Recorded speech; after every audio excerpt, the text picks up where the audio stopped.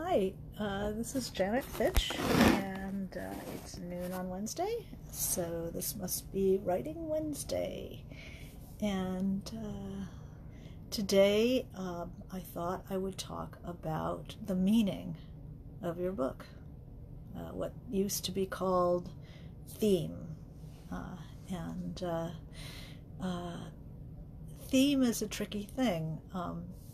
There is a wonderful playwriting book that you've heard me refer to probably several times called The Art of Dramatic Writing by Lagos Egri. And it has a wonderful character study, three-dimensional character study in it that I use to the point that my book has fallen completely apart. Sort of like this. And this is what it looks like. So they have it has a wonderful section on character, and the three-dimensional character study is something you've heard me refer to a lot. It really is very helpful when you kind of run out of what you can say about your character, what you know about your character. What other questions should you be asking? What other things should you be thinking about? But it has a large section about theme. And I tried to work with this book when I was a young writer. I bought all the books, I didn't do a program, so here I am trying to put a course together for myself, right? And, this guy Lagos Egri. But this is a book for playwrights. And I have fallen afoul of the muse many a time as I was learning to write by applying rules to fiction that do not apply to fiction. And those of you who have talked to me about screenwriting, should I do screenwriting? The big warning is that the form and the rules that go with the form of screenwriting, like playwriting and other non-fictional forms, is that they do not apply. So when people talk to me about the character arc and blah, blah, blah, it is not applicable. You do not have to listen to those people who are judging your novel, your short story. Hey, Toby. Hi, Vicky. Who are judging your novel or your story in terms of screenplay or dramatic structure, because it doesn't apply. It does not apply. You have other things to do. The rules are not as tight. You don't have a 3-act structure. You don't have all that stuff. Hi, Jill. So one of the things I really fell afoul of in my early writing world was this book talks about theme, that you pick a theme, or at least this is the way it seems to read. You pick a theme and then you begin to construct the play. And nobody ever, I don't know if playwrights do this, but I assume they don't. Nobody ever picked a theme and then decided that's how they were going to write about the theme of love conquers all or whatever, and then the thesis, antithesis, synthesis, blah, blah, blah. That is those are critical tools, a critic's tools, who take a finished work and pull it apart to see how it is constructed. It doesn't hurt to know these things, but it's not a good idea to start. Hey, Jeff. Hey, John. It's not a good idea to start with theme. One discovers theme as one writes. You are compelled to write for some unknown reason. Until we start exploring this box of us, this box of its inherited contents of obsessions and fascinations, we don't know what's in there. We don't know why it's so compelling, and if we did, we probably wouldn't be writing. You know, it's the exploration into the darkness that attracts me. If I knew why I did what I did, I wouldn't find it, I don't think, hi Ruthie, I don't think I would find it as compelling. I have a collage that I made that I've discussed with you guys, I think I've shown it to you, where these people are going into the dark swamp in their little canoe. It's like that with a lantern or somebody spelunking, you know. That's, to me, that's a lot of what writing is to me, is just going into the caves and seeing what's down there. So to start with the theme is a neck up thing. It's starting in the wrong place. You're starting with an idea instead of starting with the urgent materials that you are made of, that compel you.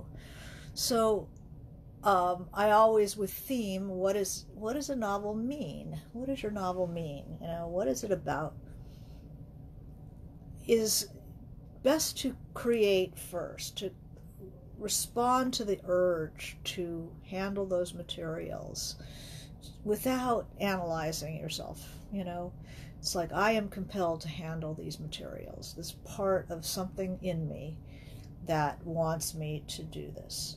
And you start pulling it together. You write scenes that go somewhere, you know, using, you know, things we've talked about, it being compelled to, the emotion changes. Character starts in one condition, one emotional state, ends in another. We know something has happened. There's propulsion. So you create this thing and you write scenes. I don't know what to write next. What should I write next? You know, put the character at the market and let her be buying some food. I can't figure out what else to do. And there's going to be conflict there. The character's going to see something about themselves that they didn't know.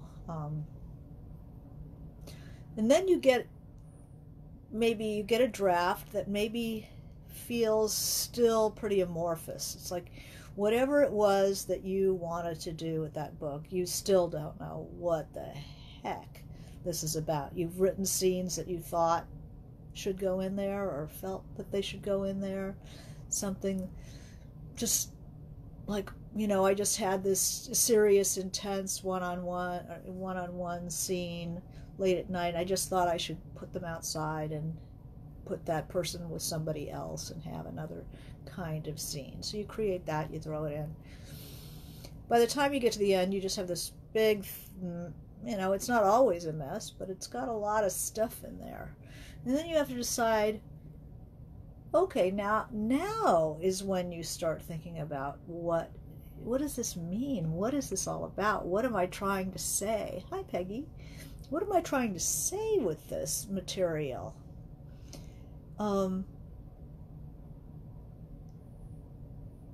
And that's what I call, hey, Sayward, that's what I call the raising the Titanic, where you look down through the water and there's this big wreck down there. Second draft, third draft. You start pulling it up into consciousness and going, okay, now what the heck is this about?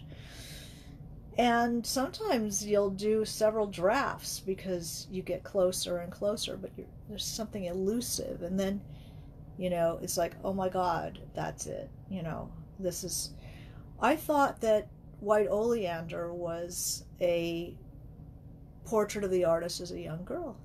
You know, how are artists made? And it took me a long time, several drafts to realize that it was a mother-daughter story. It was about this girl who needed her mother's love and had to come to terms with the fact that she was not going to get what she wanted. It took a long time, but once you know what it means, what really is this thing about, it's almost like psychoanalyzing yourself. But don't do it until you have your book, or you have the granny squares cut out anyway. Then once you know what it's about, you can start pairing what doesn't belong there. That's my method anyway. Some people build up, to a structure, and some people carve away, and that's more me because I'm a maximalist. I tend to throw everything in, and then I have to carve it out again. If I haven't created it, then I won't know whether I needed it or not. But that's not to say that's the only way to do it. Some people know very well what they're doing, and they, inch by inch they're creating. Some people outline, they know from beginning to end what they wanted it to be. But still, in reading it, in working with those materials over the years, then asking yourself, what is this really about, will help you finally give your final shape to it.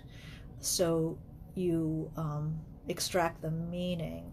And a lot of it is the meaning. First, you have to press yourself for meaning. You go a little further. Your character is like, oh, this place is a real, she gets in I have a scene right now I'm working on with a character who has just congratulated herself about how evolved she is, and she's no longer the angry girl that she had been. Goes to Trader Joe's in the after work time slot, and everything irritates her. Somebody gets into the parking slot before her, and she rolls down her window and shouts profanities and goes inside, and the people are just irritating, and by the end the cashier is like falling all over the girl who's in front of her in line, and massaging her vegetables and stuff. And my character is like, oh, for Christ's sake, she's like, can you just get on with it? The guy behind her tells her to chill out, and she turns on him, and she's, she gives him a load, and figures he's lucky, she didn't take his basket and whack him with it. And then she remembers that she, had congratulated herself on being so chill. And there's the, recognition is like, yeah, I think I've got it together, but I'm just older. I'm actually still an angry person. I'm still that. And because she can laugh about that, she's not quite the person that she used to be. She still is, but she can at least recognize the how ludicrous it is, and by doing that shows us that she actually isn't necessarily who she was. So what is this thing about? Is it going to be about evolution, self-recognition? Is it going to be, another mother-daughter? Yes. Is it going to be about, issues of aging? Yes. But there's also this self-recognition. Hey, well, thanks for dropping by, Sayward. So it's when you're asking yourself what your book is about, sometimes the first thing you think it's about, you say, it's about a child, a young artist coming of age, and then you say, well, what's it really about? Remember to ask yourself the second question, especially if your book is about a number of things, which all novels are about a number of things. They're never about one thing. Short story might be, but a novel is about many things. So it'll never have a theme like Lagos Egri wanted me to have. So you don't even bother with that question.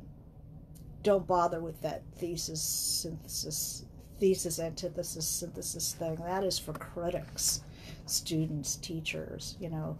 That's not the way writers write.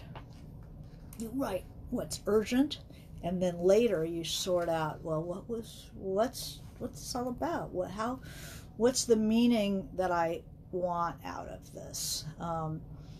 Usually you could pinpoint it. If it's a simple book, you would say, let's say revenge fantasy. But what's a book like, you're making a moral statement with writing. unlike an essay, unlike memoir probably, but especially essay is very declarative. You never say what it is, your moral, your lesson, what you want people to pick up from your book. Like, you never state that. That has to be like super buried, and it infuses everything in the book. It guides your direction. Like, sometimes we don't even know what our morality is until we put a character in a situation and we decide, what does happen here? And then what is your inward sense of justice, your sense of the world? You might like to think of yourself as a super Pollyanna person, but when you get your character into a morally difficult situation, and you have things happen to them, and you have them make decisions, then your understanding of the human phenomenon, your understanding of the human character will, if you're honest, will come out. Do people get clear of that kind of, in that situation? Do they get clear, or do they get crushed? You have to ask yourself what really happens to people like that. I had a scene in Chimes of a Lost Cathedral, that a situation where my character needs help desperately. She has a friend who is in a position to help her, but will not help her. And it's, she had always relied on this girl's family as sort of a surrogate family, but in a very tight situation, the family does not, they choose their own over her. And it's a very difficult scene for her to realize that their family, she's not part of that family and never was.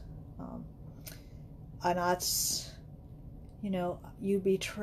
every writer betrays their real feelings about how the world works, not how they would like it to work. Because if you're doing how you'd like it to work, you're writing fairy tales. And I don't write fairy tales. I write fiction, but the fiction has to reflect how I feel the world really works. What's the meaning of the book, Chimes of a Lost Cathedral? Is it a coming of age of a young poet? Yes. Is it a girl who learns that she can't rely on anyone but herself? Yes. Is it that revolution never turns out the way you think it's going to? That, there are all kinds of forces at work and not always the most idealistic one wins out? Yes. Am I more cynical than I like to think I am? Yes. You know what you think when you see what you write, if you're being honest, and how you really feel about the world. So your lesson, your moral, isn't necessarily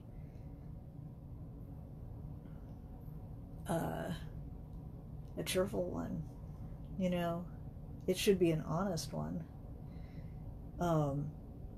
And I think, in the long run, you do teach, even in showing something that's tough, you're also showing a person's resilience, how a person uses their strength to get through difficult things.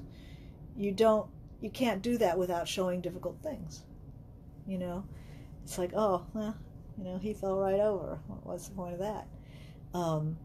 That your character considers moral issues while they're groping their way along. A character who never thinks about what they're doing and just does it. That's fine for a thriller. But if you're trying to work deeper than that, if you're working in the literary vein, and even, a good thriller might have another level or two, that you're showing the lessons of reality as you're writing.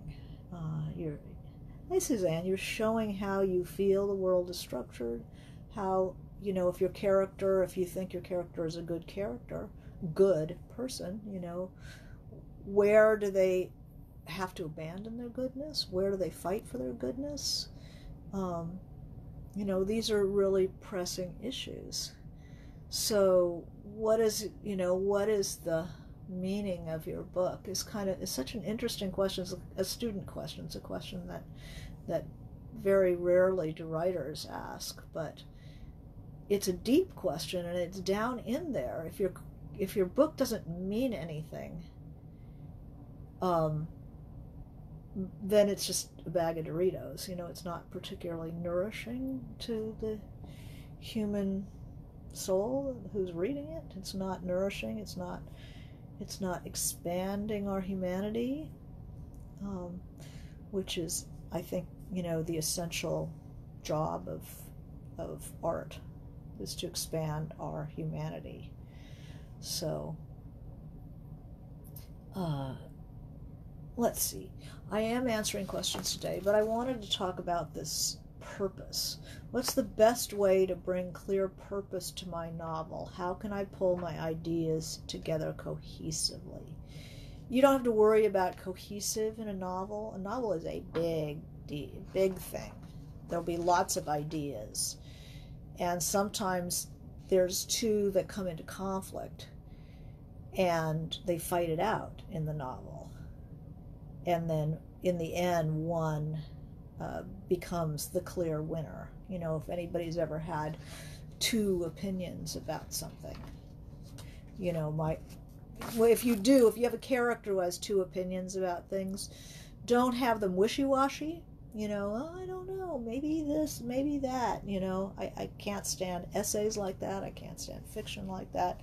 Maybe yes, maybe no. I'd much rather have a character be emphatic for one way, and then something happens and they're emphatic the other way. At least, my character, certainly Marina, has that, that binocular view. But I don't like when they cancel each other out. It's just dull. I'd rather have them like really gung-ho for one thing and then really gung-ho for the other, and let them find it out. Let her figure out what she really thinks. Not just what she'd like to think, but what she really thinks. And maybe a character mourns for the fact that they cannot do what they think is the important thing to do. In that way, you get a very complex understanding of the human being that way. It's so different from an essay where you just say, people should do this, people should do that. It's like, yeah, they should, but, here's a complex person and their struggle to maybe live up to their ideals. Or they're trying to live up to an ideal that they don't really believe in. So maybe it's about more than just one thing. Yes, it absolutely is about more than one thing. However, it is very valuable to see the different things that it's about. Make a little list. I love little lists. And then see what's it really about. If you were going to tell somebody, like, what's the bottom of this book? What is it really about? And, Marina, I think, is a book about that things aren't always to be careful what you believe in, because things aren't always what you would like them to be. That the important thing is to accept things as they are and react to that. Actually, I think all my books are about that. As a romantic, it's something I'm always up against, I guess, internally. So a book will be about many things, but there will be a through line, an issue that will impinge on everything in the book. And when I thought that White Oleander was a portrait of the artist as a young girl, which it is, as well. But it wasn't until I really realized that it was about this mother and daughter conflict, the daughter wanting the mother's love and never really feeling sure about her, that propels everything in the book. And the good thing about knowing what your book is about is that it tells you where the spine of the book is, so that as you're trying to reach the ending of the book, you know what issue needs to go all the way through as a spine. And then that, when you've resolved that issue, your book is over. So, Anna Karenina, the fact that women suffer from accusations of immorality where men get off scot-free. Anna dies, but that's not the end of the book. The end of the book is Levin with Kitty in their marriage, and showing a marriage that's going to work out its problems is the finish, because it's about marriage, it's about relationships between men and women and how the women suffer. So Anna dies, but the man is able to go on and have that relationship. So it's a bittersweet ending, but life goes on. Also, Anna is dead, and life will go on without her. So yeah, it's very important, because if you don't know what your book is about, you don't know how to end it. Paint It Black was a book about suicide, my book. I'm sorry to be discussing my books, but it's easier to call them to mind on short notice, seeing I'm rambling here. Thinking aloud here. I had an ending where, what's that book about? My character's boyfriend committed suicide, and she has gone through all this shit and almost replicated his suffering, and comes out to the desert and realizes that she sees some rocks that have been arranged into cairns, and realizes that all you can do as a person is change the world by moving one thing. You affect some small thing, and you have actually changed the world from a void to, from a 0 to a 1. You have changed the world. You have had a profound impact on reality. And here she is. She thinks she's nothing because he's gone, but actually no. Her last scene is rescuing somebody else. So she too has moved a rock. She has changed the world, and the way he has changed the world for her. So once I knew what the book was about, I was able to find an ending that was resonant. My character in Marina just to stop believing in things, and instead is going to act in the world to for her own well-being, as far as she knows herself, according to her nature, and accepting that her nature is what it is. So these things about what a book is about are very subtle, and they're not the same as an elevator pitch. Usually, but once you know what it's about, then you'll be able to finish. So this was another question. Anybody else want to talk about meaning in your books? Yes. Okay. There was another question that was asked. This here's a short question. I love this one. Would I be able to write a novel if I read 2,000 books? No. You could have 2,000 really good meals out, like really great ones, and still not be able to cook worth a damn. But, so intention has a lot to do with it, and being able to analyze your experience. If you read 2,000 books and analyzed them and how they work and why you were attracted to certain themes and you know, noticing the structure and, you know, of different books and going, gee, I would love to do that one. I think that would be more promising, you know, rather than just, you know, reading 2,000 books is fabulous. But until you, but unless you're pulling them apart and trying to understand how they work and noticing what makes you really, God, if I could have written that, you know, and why, and what is it about the subject matter? What is it about that structure? What, you know, what do I admire about that? Look at those metaphors. God, I would love to be able to do that. And then you know what it is that you want to do. Then it can be very inspiring.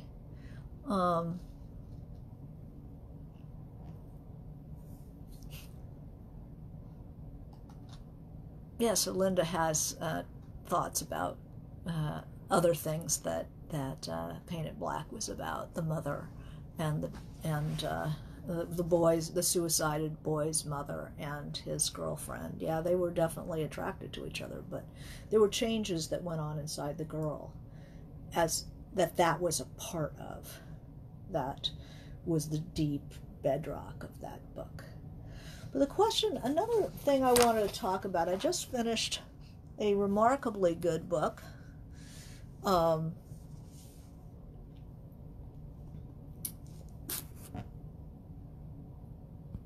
Okay, here's a good one.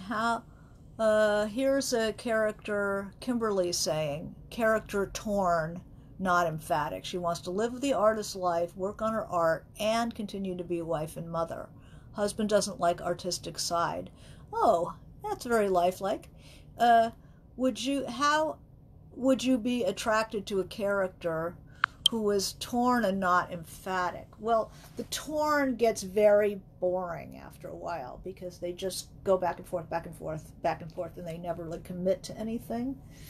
If they commit to one and then catch all that conflict, it'll be so much more interesting. And then they say, okay, I'm going to put that away. I'm going to be the super mom. And then the conflict with that. And, you know, it's much more interesting than a waffly character. Just won't help. It'll be harder, much harder to write. So I wanted to talk a little bit about this book that I just finished called The Good Lord Bird by James McBride. I know it's backwards, which is a book about John Brown and who attacked Harper's Ferry to liberate the armory and arm the slaves. And he was a rabid abolitionist, fire-breathing preacher, and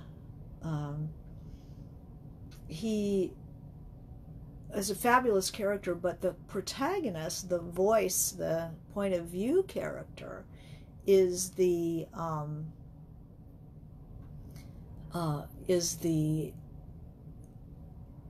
slave, a young slave, 12 years old, who is taken up during a raid in Kansas Territory, and he is your voice, the voice of the book. Good Lord Bird by James McBride. And he won the National Book Award for it. It is a really good book. But what I want to talk about, it was a comic book. Not a comic book, not a graphic novel, but a comedic book. And it just has this rollicking tone. The kid who's your narrator is such a rascal. And he's always looking to get away. He's always looking for a break. He'll lie. He'll do whatever. He's dressed up as he lives as a girl because for some reason Brown thought he was a girl when they had the raid. He's a very pretty boy.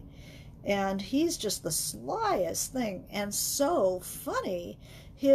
The voice, we talk about first person and when you use first, what first person is good for.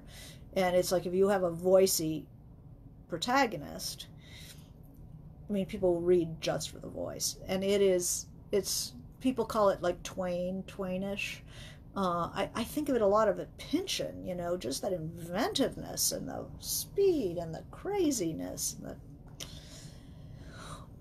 But the closer it gets to the end, to the denouement, which I don't know if anybody knows, but Harper's Ferry, that was kind of a disaster. The attack on Harper's Ferry, it began the Civil War. It was the final straw that just blew the whole thing open. And then it's so funny and rollicking, and people are deadened all the time. People get aired out, in these gunfights between Brown's army in Kansas Territory. They're fighting in the West because these are not slave states, but people bring their slaves with them, and then they're the pro-slavers, and there's no state yet, so they're still arguing. So there's the free staters and the pro-slavers, and Brown is just merciless. He comes with his army, maybe 15, 20 people, and like half are his sons. And he is like shooting people, and he's free, he's going to free those slaves. He's going to, kill every pro-slaver he can lay hands on. And people are terrified of him, and rightly so. So there's a lot of killing, and so anyway, he brings this kid with him, our narrator, our protagonist, Henrietta, because he's dressed as a girl for years. Which is not a bad thing, to, as if you're a slave who's not with his owner, people will, he's already in a precarious situation. And sometimes he runs away. He thinks he's going to just go back to his owner, because living with Brown and the army is really tough, and there's no food. He never missed a meal when he was a slave. It is so it has this big comedic tone, very American, very Western. But as we get closer to Harper's Ferry, and start involving very sincere people in this attack, people who have a lot to lose, people who are working in the Underground Railroad, moving individuals north and out to Canada and into freedom. People we like and care about. It's like, Harriet Tubman's in this, and some really beautiful characters that once we see that, this mad army of James Brown,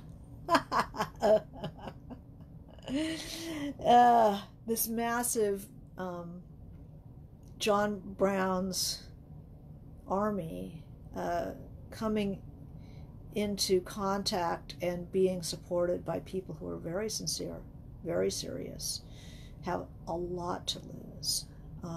Many people depending on them, and they're getting involved in this wacky shit. Then the suspense just becomes incredible, and it doesn't seem all that rollicking anymore. It seems really dangerous. That Brown's judgment, we question his judgment, we question his judgment of character, of who he trusts, especially our protagonist. I found it, the James Brown Body Army, yeah, that'd be really good. So I watched this novel go from comic to tragic, and I just kept thinking, how is McBride going to pull this off?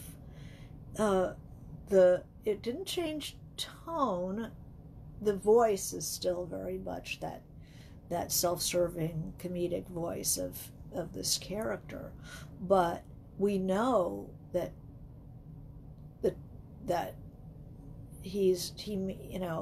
having any contact with these people is going to be very dangerous for these extremely sincere people that I identified with far more than anybody else in the book. And how he pulls it off works back into what does the book mean. I'm not doing any spoilers to say that Harper's Ferry, the attack, went from triumph to defeat in a very horrific way. That's American history. But how is McBride going to, is he just going to tear us apart and leave us there? And in fact, he does not. He does not. He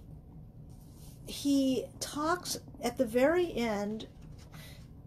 This is, and it's done well because it's all done through first person. It's all done through Henry, this rascal. But talking about, he makes him think. He makes this kid who's now like 18 think about what it meant for James Brown. There I go again. What it meant for John Brown to attack Harper's Ferry to free the slaves, to give them weapons for an uprising. That with Brown, it was Brown's persistence and his willingness to actually fight. That, and he was more effective in raising abolition sentiment, abolition fervor after he died than more than any other man alive in the time that he was fighting at Harper's Ferry and just after his death. That nothing could have gotten the word out on abolition and as much as in the fight for freedom than Brown. And so that his death, which, I thought was going to be the big tragedy, the book actually becomes, it's actually redeemed. And in the acknowledgments, it was deeply grateful for all those who over the years have kept. So we can hear that the author, although he has presented us with what I would take to be a tragic ending, it actually is saying it's not, it turned out it wasn't a tragedy. It was, specifically, it was a disaster, and he had all these flaws that caused it. But it was the steadfastness of his vision that triumphed. So that's interesting. So what is comedy? What is tragedy? You have a book like One Flew Over the Cuckoo's Nest. Tragedy, right? The main character dies. Usually that doesn't happen, and then the book continues. But look at Anna Karenina. That I call, there's an ending, a kind of ending that I actually call the One Flew Over the Cuckoo's Nest ending, which means where the protagonist, the main character, falls, but somebody picks up the torch and runs with it. So even if the character dies, the spirit doesn't die, The lovers are lost, love is not, and death shall have no dominion. That's Dylan Thomas. So it was very interesting the way comedy and tragedy were handled in this book. They say that, the commonly held, like, what's the difference between comedy and tragedy? Some people would say that life is a comedy for those who think and a tragedy for those who feel. So the whole thing about comedy is to keep you away from that, the depths of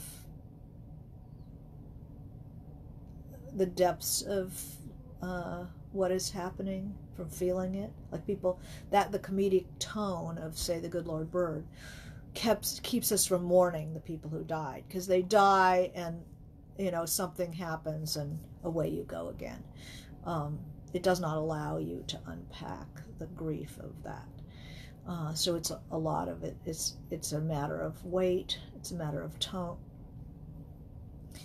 And then it is,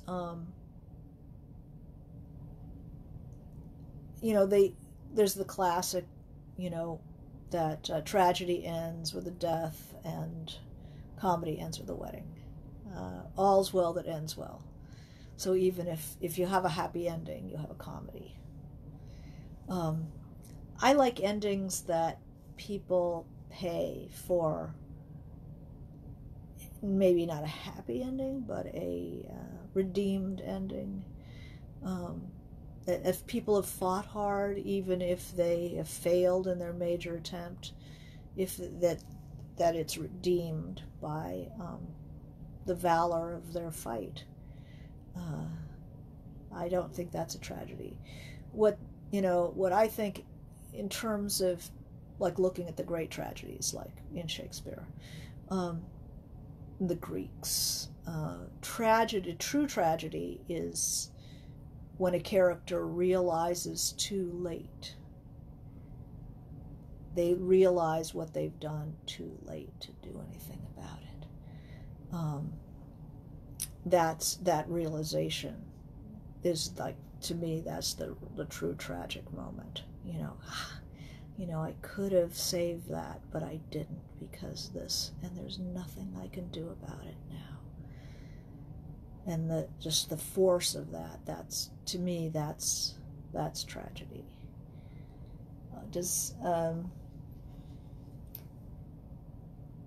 So you can see it, tragedy has what you dwell on and or comedy, what you dwell on, what you move through, tone, the seriousness of tragedy versus the,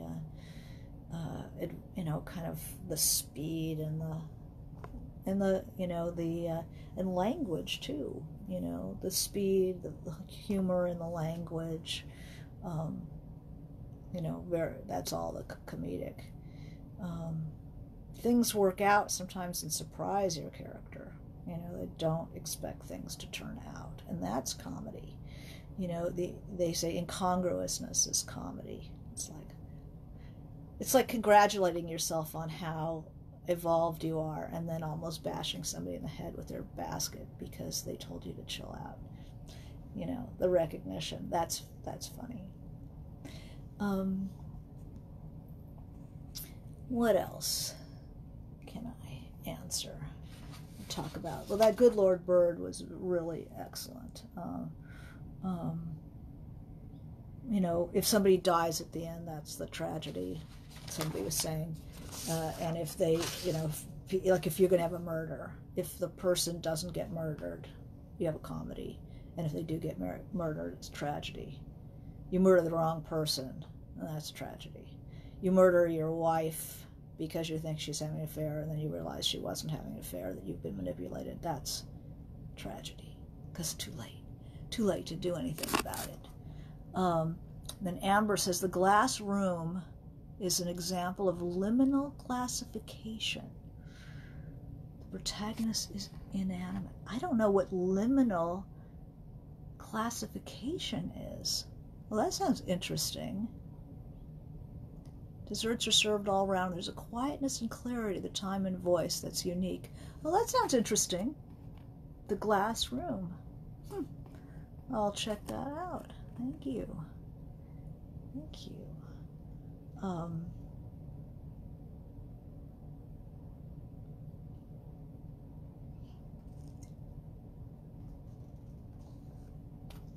So let's think comedy and tragedy. I always try to balance them in my books. Everybody thinks that I write dark books, which I do, but you always have to let the reader exhale.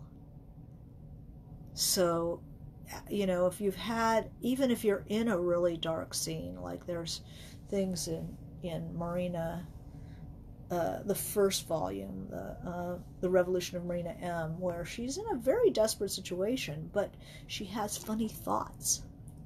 just a little burst, and it helps the reader get through what otherwise would be unremittingly grim stuff. If the character can see the absurdity of what's going on, just a moment even, or have a funny interaction with somebody in the middle of something else. And then the truly sad, the truly grim times are when there is just nothing funny at all. But often you can leaven and allow the reader to inhale and exhale. The space between tragedy and comedy.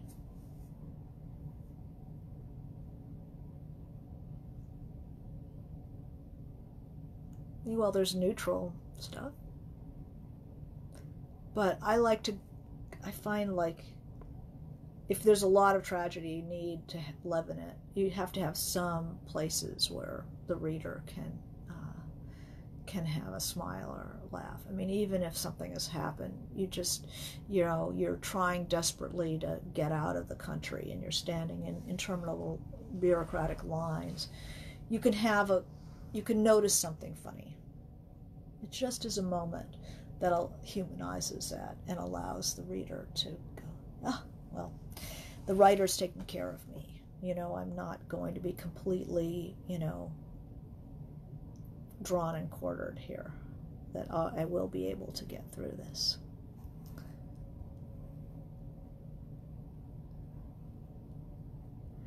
Okay, well, if there are no other questions, there was a question up here. Let me see if I can find it.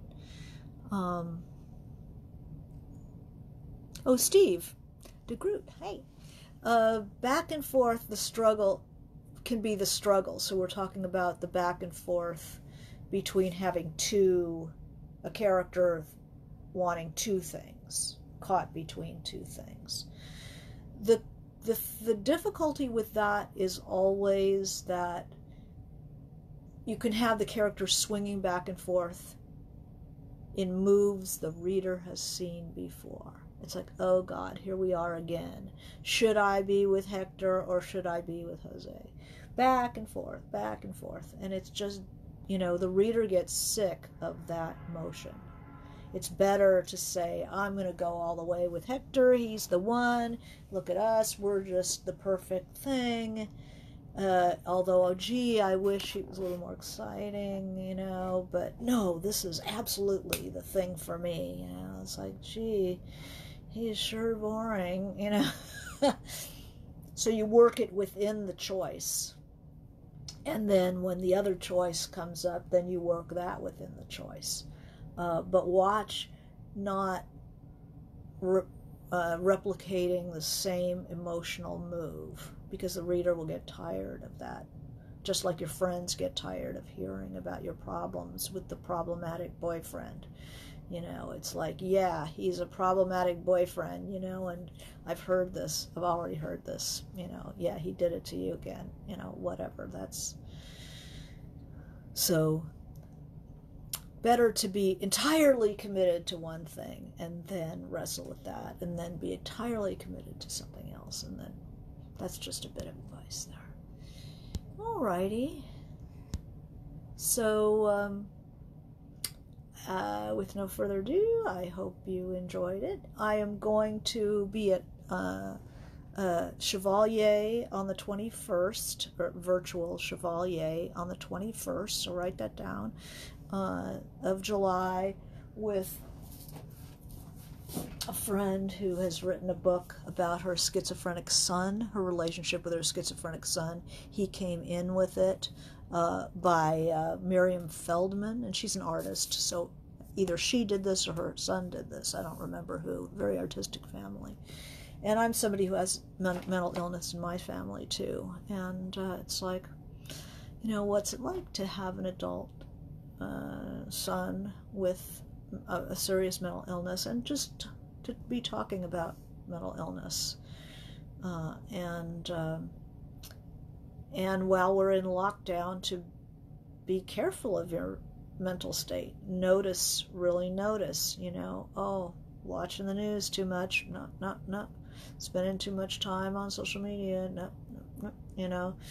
And notice when enough is enough. You know, notice when it's time to, you know, just bake some bread or watch television or whatever it takes. Just be really aware of your own mental state. And writing is great because it's a place to go. You know, it's shelter from the storm. It's the inner world, you know, doesn't have to engage with what's going on in the outer world.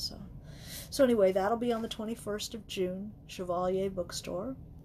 And there is a new book out called You Again by Deborah Jo Immergut, which is a literary, their marketing is a thriller, but it's really a literary novel about a woman who keeps running into her younger self on the streets of New York. She's works for a drug company, I believe, or a PR firm.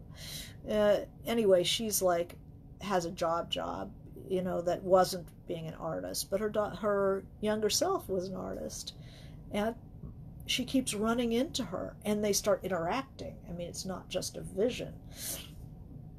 Her whole world falls apart. That is a gorgeous book, just out. So if you're looking for something good to read, I would grab that. All right. Well, happy reading, good writing, and we'll see you next week. Okay, bye.